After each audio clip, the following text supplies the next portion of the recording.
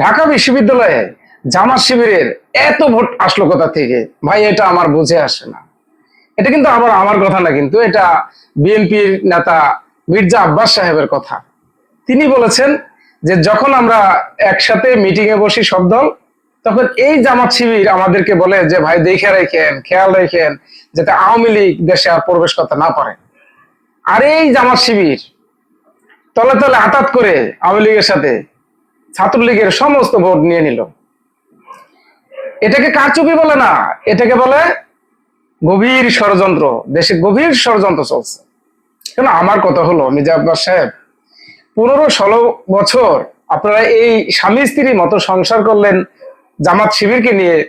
আর এই জামাত শিবির এখন আপনাদের কথা শুনছে না, আপনারা তাদেরকে ব্লেম করছেন, তারা আবার আপনাদেরকে ব্লেম করছে।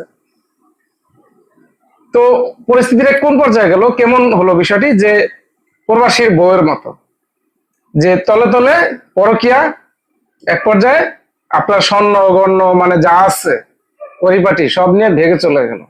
বিষয়টা কি এই পর্যায়ে? তো যাই হোক, আপনাদের মুখে এই জামাত শিবিরের বদনাম, জামাত শিবিরের বিরুদ্ধে কথাবার্তা, এগুলো কিন্তু এখন হাস্যকর ছাড়া কিছুই নাই। আপনারা আপনাদের স্ত্রীকে কন্ট্রোল করতে পারেন নাই, বা লাইনে আনতে পারেন নাই, আপনাদের বিরুদ্ধে কাজ করছে, সেটা আপনাদের ব্যর্থতা।